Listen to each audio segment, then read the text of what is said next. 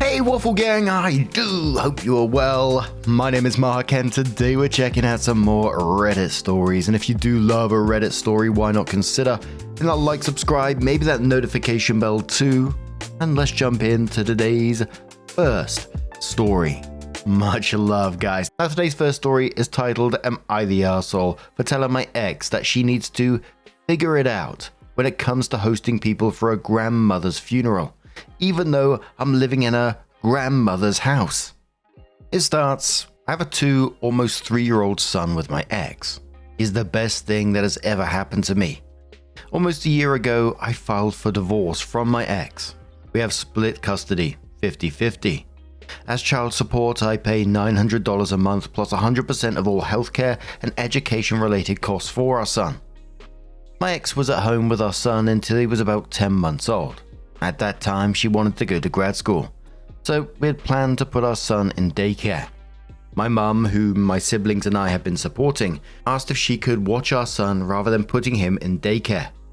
My ex was giddy at the idea, but I was a little hesitant because I wanted my mum to enjoy her retirement.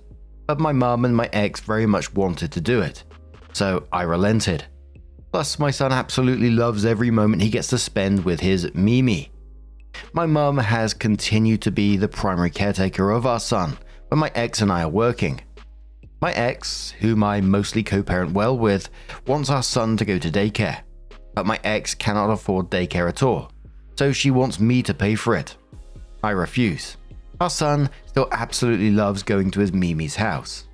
My siblings have kids that our mum looks after, and so my son gets a lot of time with his cousins. My mum still loves doing it. Plus, she was an educator and is bilingual and is doing an amazing job in that department as well. I check in with her to make sure she still wants to do it because I do not want her to be overwhelmed. Plus, the daycare here would cost about $250 to $300 a week, so I refuse. My ex says this setup makes my family have undue influence over our son's development. If that was a concern, she has never expressed that until now. Plus, why would our son being under the influence of strangers at daycare be better? This has been a point of contention for about the last month. Am I the arsehole? I mean, the comment about the undue influence in professional childcare development kind of just feels like your ex has lost control over a big part of your son's life and is now feeling it. Because I feel, only from like my perspective and people that I know who had young children, have young children, many of them have grandparents that look after the kids and want to look after the kids at the same time. So it's a bit of like a bit of a dream setup for them. For these people anyway. I know some people that wouldn't work and it might be a bit of a nightmare for others as well. But the fact is, in this situation, your son seems to be thriving. He's, from what OP said, getting bilingual education, which is amazing in itself. He's getting to socialize with his cousins, and your mum actively wants to do this, and you must be saving a hell of a lot of money at the same time. And there's a couple of updates on this. I'm sure something else is going to happen in it, but I wonder if a calm conversation can help this, just to calm her worries about, completely losing any control over your child, basically. But Scootex says not the arsehole. Lots of people would kill for their kids to have daily time with grandparents and cousins in a safe environment. That sounds like a huge win for your child, not some influence problem. Unexpectedly Tired says both parents trust OP's mum. It's free, she was an educator, she can teach the children another language. There will be socialization. It's a perfect solution. House says, you are taking OP's word that both parents trust her and think this is a good environment. There was a similar setup with my in-laws and the cousins when my kids were little, and I insisted they go to a professional, licensed, fully staffed daycare. I would not be comfortable with my toddler being cared for by one elderly woman who is also caring for several other children full-time. There could also be other factors that the mother has concerns about. For example, perhaps the kid is not well supervised. The grandmother is a religious fanatic. She spanks the kids, etc. Perhaps they badmouth the mother openly. Perhaps the cousins are violent or bad influences. There are many situations where licensed childcare is better than the free family alternative. OP responded to that one saying my ex insisted that we utilize my mum for childcare. Throughout our marriage, she continued to insist we use my mum for childcare. From 10 months old until he was 25 months. My mum was our childcare and my ex expressed nothing but gratitude and appreciation for it. I was the one who had expressed any type of trepidation about it at any time. When I filed for divorce and my ex was trying to get me to reconsider, for us to go to counselling, etc., she never expressed any issues with my mum being childcare. She continued to express to me and to my mum how appreciative she was for my mum providing childcare for our son. It is only after the divorce was finalised a few months back that she first expressed any type of concern. And the only concern expressed to me is undue influence. And the only basis I have been given for that concern is the amount of time our son spends with my mum. Nevertheless, she continues to utilise my mum for childcare. In fact, she uses my mum for childcare more than I do. So it was 3 months later that OP came in with another post, another Am I the Arsehole post, which was titled, Am I the Arsehole for telling my ex that she needs to figure it out when it comes to hosting people for her grandmother's funeral, even though I'm living in her grandmother's house. My ex and I got divorced earlier this year. When we were married, we bought her grandmother's house. This house was built in the 1910s and has been in my ex's family since then. It is quite large. It was de facto the house where my ex's family would stay when they came into town for anything. This continued into our purchase of the house and was a part of my decision to divorce her. When we bought it, we primarily used my premarital savings and inheritance. That was 5-ish years ago.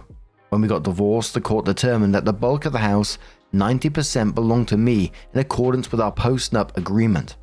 My ex tried a number of scenarios where she would keep the house or it would go into a trust for our kid, so it would stay in the family. The only thing I would agree to is selling the house, her buying me out or me buying her out. We went with the latter because my ex did not have the money to buy me out. The day after Christmas, my ex's grandmother died. She had been sick for years, and the reason we bought the house is because she could no longer live on her own and desperately needed money for end-of-life care. Anyway, yesterday afternoon, my ex's cousin showed up to the house with his family. He drove into town for the funeral on Thursday.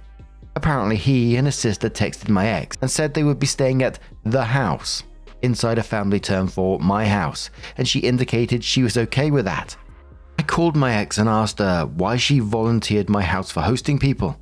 She apologized and said she'd been running around getting things done for the funeral, but she asked if I'd be willing to host because they really do not have space for people without using the house. I told her no, and that they need to get hotels or whatever else arrangements. She said they do not have money to get everyone hotels and people are struggling financially, that there is plenty of extra room in the house. They could just be in the finished basement with their own bathroom, kitchen, entry and exit. I told her no. She got quite upset and hung up on me. I told the cousin and his family that they cannot stay. Am I the arsehole? Edit. People seem to be assuming the house was discounted to us when we bought it. It was not. It has been on the market for a year and the price had been decreased multiple times with no offers for the listed price at any point. We bought it for the initial price it was listed for, which was the appraisal price. 2. My personal preference was that my ex buy me out of the house. She did not have the money to do so. My next preference was to sell the house. My ex begged me to keep the house, so I agreed to do so. 3. The trust idea she had would mean putting the house in a trust with a life estate to me and the remainder to my son. This would effectively prohibit me from selling the house. I have no intentions of selling now, but I refuse to put myself in a position where I cannot sell in the future if I decide I need to do so. But I do have a trust for my son now, 3 years old, where he will inherit my assets at the time I die. Own word says to OP, info, why did hosting family contribute to the divorce? Also, was she a stay-at-home mum? OP says her family would show up whenever/however they wanted, generally would make a mess and generally were rude and mean to me. Because of this, when we bought the house, one of my conditions was that it would be treated like our home rather than the family house. We have a 3-year-old son. While we were married, before our son was conceived or born, she was going to school and working part-time. I paid all expenses. After our son was born, she continued to go to school and work part-time. I continued to pay all expenses. We waited until he was 10 months old, until he started going full-time to my mum's house. My son was born October 2022. At that time, my ex was finishing out a second undergraduate degree with a graduation in May 2022. My ex finished the degree in May 2022. During my son's first 10 months, if my ex had class, had to work, etc., either I would be home with our son, my mum would watch him, or we'd get a babysitter. The house had caused fights and threats of lawsuit between her family before we bought, and she was asking me to spend 70% plus of my share of the inheritance my father spent 45 years building for my siblings and I. So yes, I asked for a post-nup. FakeBot Simp says, sounds like your wife has maybe not told her family that the house isn't owned by her anymore. Lane says, this is probably it right here. She may have thought if she could sneak this one by, no one would be visiting anymore with grandma gone, and they would never need to know that she lost their house.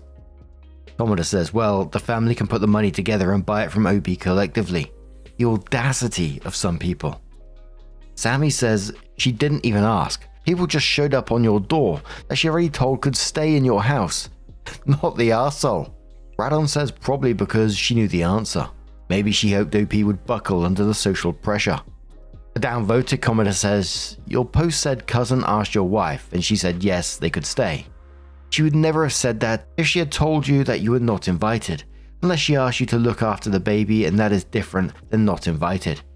Nobody is dumb enough, no matter how dumb they are, to think that they would tell their ex they're not invited to her family funeral while asking them to host their family for said funeral.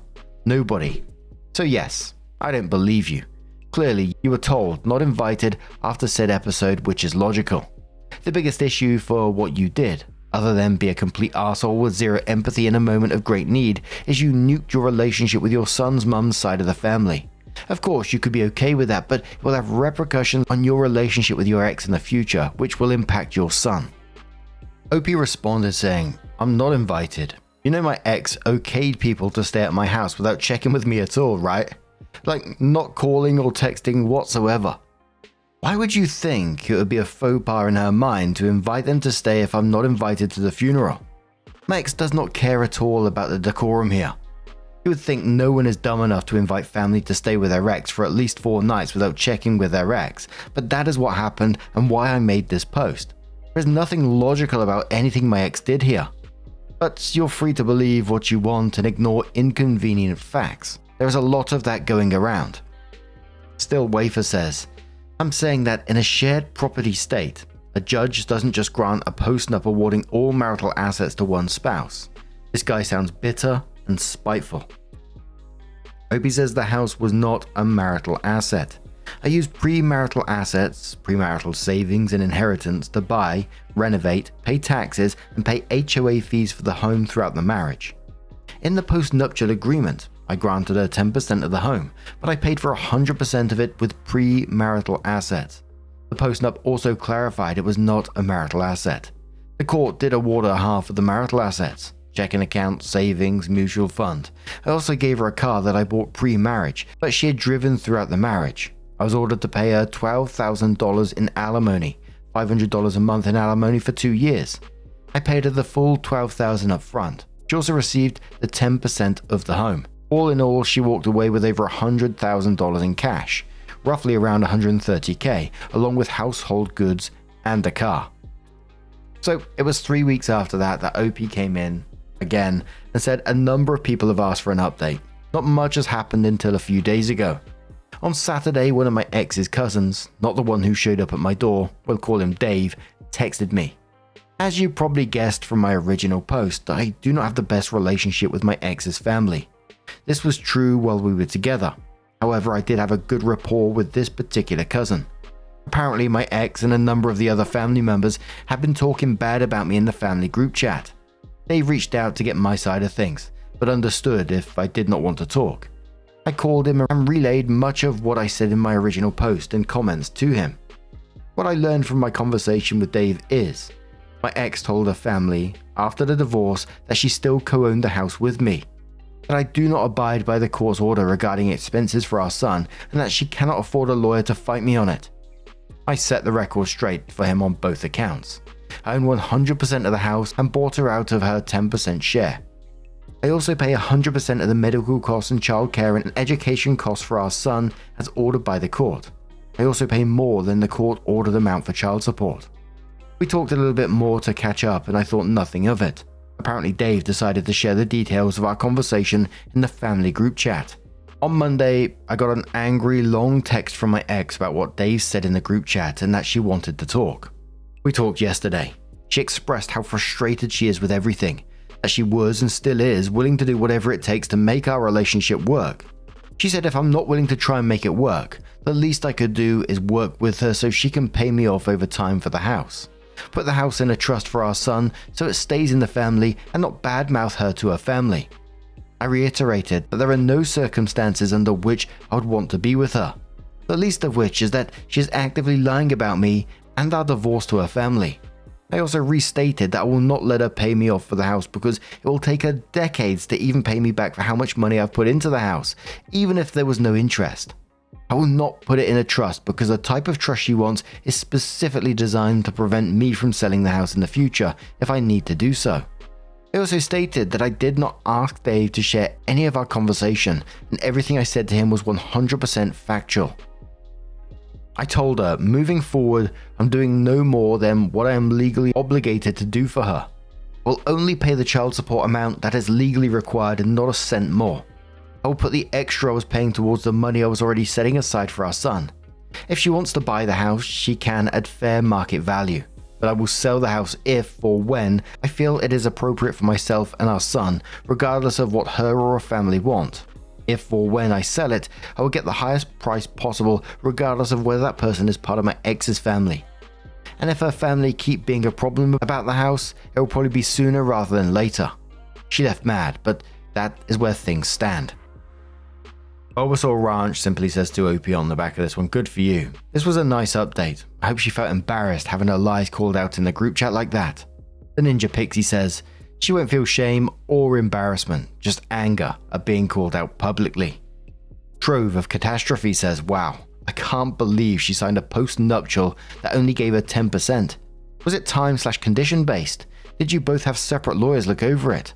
How long were you married? So many questions. Did she work? Did all her family take Dave's version over hers?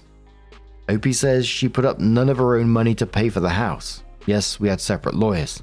Not time or condition based. We were married almost 6 years. She worked part-time and went to school, which I paid for. I have no idea what version the family believed. Bloody hell, that is absolutely wild. Your ex lied to her entire family about still owning the house and then volunteered your property for the funeral as some kind of Airbnb for the family, for free by the way, and is now angry at you that you won't let her come up with some kind of long payment plan to buy this house or get trapped by putting the house in a trust of some sort where you can't sell it. And the fact is, you didn't badmouth. Dave approached you about this, wanting to know what was going on, and you just simply told the truth, what was happening. And it's one of those situations where I hope it's over for OP and they can move on with their lives, but I'd certainly be documenting everything going forward just in case other stuff comes up, because you've still got a co-parent, right? But what do you guys make of this situation? Let us know your thoughts down in the comments below. Let's move on to another story. Now our next story comes from a throwaway account from the relationship advice subreddit, was also in the Am I Overreacting and the Am I the Arsehole Here subreddit too. It's titled, I male 21. I'm stuck between pregnant twin sister, female 21, and parents drama. What can I do? Temporary account. I'm not revealing too many details, but I'd appreciate honest opinions. I, male 21, have a twin sister. When we were 12, we immigrated to Canada. When we started university, our parents paid for all our expenses, so we could focus on studying and not worry about working to pay the bills. I had one condition: no having children before graduating, finding a job and becoming financially independent. I've been with my girlfriend, who is the same age as me, for a year. My sister met Ed, male 42, last year. From the start, my parents were against her dating an older man. They had many talks with her, but she insisted she loved him. Later, she told my parents she was pregnant. They begged her to terminate the pregnancy, which upset her. She told them she did not need their help. She said she was quitting school anyway and went no contact. She messaged me yesterday saying Ed broke up with her and kicked her out. They'd been having problems and he had been seeing other women. She asked if she could live with me until she figures things out. She's due in March. Here is the problem. If my parents find out, they'll probably cut me off financially too.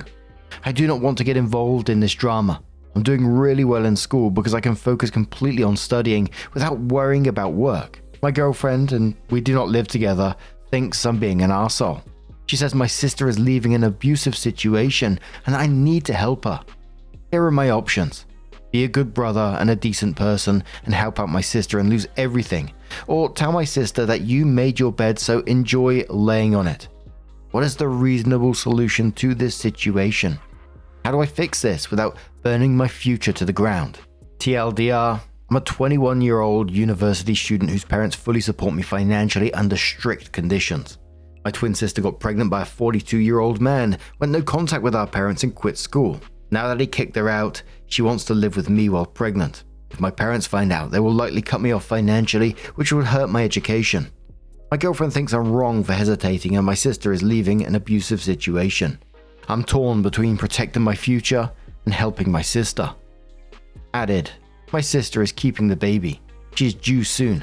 Perhaps I wasn't clear enough. When she first found out she was pregnant, she reached out to my parents. They begged her to get an abortion. She said no and told them she doesn't need them. She said she and Ed are fine without them. Then after a breakup, she reached out, but this time my parents refused to even talk to her, so she called me instead as a last resort. Ed is a deadbeat loser with a crappy job. He's still legally married, separated for years from his wife, and had kids with his wife. There was a commenter who was downvoted, asking why his parents would cut him off, and OP said, because there is huge drama between my parents and my sister. They don't like the money they give goes to her. If I do, I'll get cut off too, probably. Another commenter says, look into women's shelters. Was she abused at all? OP says, well, she said he was emotionally and verbally abusive, so yes. Remember says, who was also downvoted, sorry but yeah, you're the arsehole here. It might not be easy, but our moral strength is tested on whether we do the right thing in the face of adversity, not just when it's the easy choice. If you leave your twin sister pregnant and homeless with nowhere to go, but back to an abuser twice her age, when you had somewhere she could have stayed, yeah, that makes you an arsehole. Opie says, then we will both be homeless. I have to find a job to provide for her, me and her baby. My grades will suffer. Lil Dip says, you can't set your future on fire to keep someone else warm today. The idea that you should sacrifice your education and financial help from your parents in order to help your sister is nuts. Look for alternative resources, extended family who can help, or tell your girlfriend to take in your sister. Also talk openly with your parents about your sister's situation and ask them if they think you should take her in or help her out. I realize you think they would cut off their assistance, but you need to know for sure. Opie says, unfortunately my girlfriend can't. She lives with a roommate too. I live in a studio apartment. All our relatives are back home. I'm going to call my parents and beg them to help her. My only option at this point. Penguin says, I suppose that by living in Canada, you guys have strong laws that protect single parents and their children. She should fight that in court, if able. You're in no obligation to help her. She kinda made her own bed, and your life may be negatively affected if you let a baby move in with you. Opie says that if she goes after Ed. I mentioned about him helping and she got upset and said, forget about him. Penguin replies saying, unless something bad happened, you know what I mean, she needs to act like a grown-up, because she is, and go to court and not forget him. He's the father of his child. He needs to act like one. Opie says, I completely agree. He's the father and he should pull his weight. My sister wants nothing to do with Ed and expects me to help her. I get it. She's my sister, but I don't want my Grace to suffer either. Opie also says, Ed already has kids with his wife, so I'm not sure if he even wants to be involved. He cannot be involved and still help financially, but my sister told me to forget about him. Lucy Loves Apples says, surely you can help her in other ways, such as helping her apply for housing and benefits and supporting her emotionally when the baby is born. The real assholes are your parents, because what they did was rather callous. Opie says, the waiting list housing for low-income families is years where I live. Yes, I agree, my parents are being unfair and cruel. Opie then replies to a downvoted commenter saying, are you in Canada? What public service are you talking about? CCB starts after the baby is born. What magical support is out there that you know of and no one does? Someone asks about other siblings and where she is staying. Opie says, yes, we do. We have an 11-year-old brother. She's for now staying at her friend, but she has to leave by Friday. And then says, well, I feel like an asshole, but everyone warned her about this creep. Even when she got pregnant, my parents talked to her and she refused to listen. I agree it's my parents' job to support her, but now I'm paying the price of her mistakes. Weekly Conversation says it's a studio apartment. Her living there will probably be against his lease and seriously disrupt his life and education. Imagine trying to study with a crying baby and you have nowhere to go for a quiet place to study. Opie says, oh my god, I haven't even considered that. I doubt my landlord even allowed her and her baby to stay with me. Weekly says she's unable to take care of her baby. What's her plan? Live with you in your studio apartment for an unknown amount of time? Opie says yes, until she comes up with a plan. Figure out childcare, get a job and have enough money. Opie says, I know. When I asked her what her plan was, she had none. When is she planning to go back to work after birth? She has no clue. Is she going after Ed for support? Absolutely not. Then it's a permanent thing. She said no, but she has no one and wants my help. Someone asks about the sister's work and says she now works part-time at Shoppers and apparently not getting along with her manager. I really wish my parents would help her.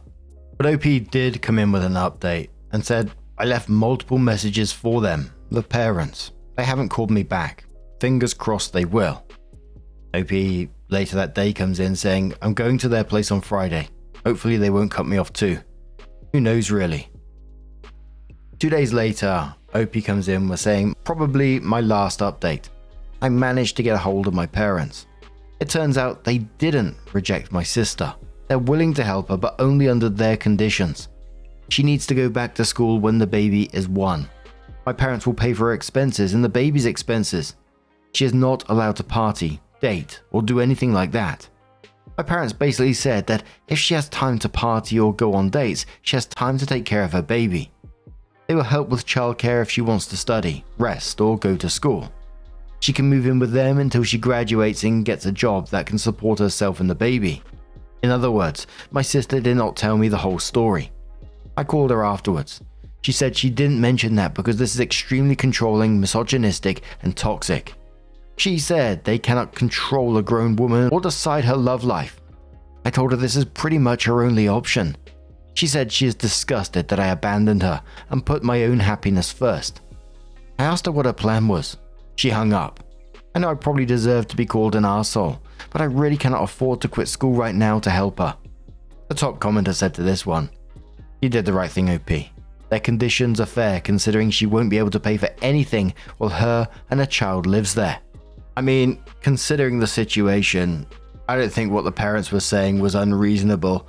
You know, they'll pay for her expenses, the baby's expenses, she gets to go back to school, and they help with childcare when she wants to study, rest, or go to school. I mean, considering what's happened in her life so far, that's almost like a dream scenario, but only under the conditions that she's not allowed to party, date, or do anything like that, and she rejected it because of that. It kind of just felt to me like the parents wanted her to grow a bit, look after her kid a bit before she moves on and does anything else, because up to this point her life has been pretty wild. And the fact that she turned this on OP at the very end, saying that she's disgusted that you abandoned her and put your own happiness first, is just really frustrating. And another of the top comments on this one was just saying you can't help someone who doesn't want to help themselves. And I think, unfortunately, that's absolutely true in this situation. She isn't going to take any responsibility. And a lot of this just sounds like self-sabotage in the end. I mean, she wasn't going for child support or anything like that. It's just, dearie me. But now, I'm going to turn this one to you guys. What do you guys make of this situation? Maybe you got a different opinion on the matter. Let us know your thoughts down in the comments below.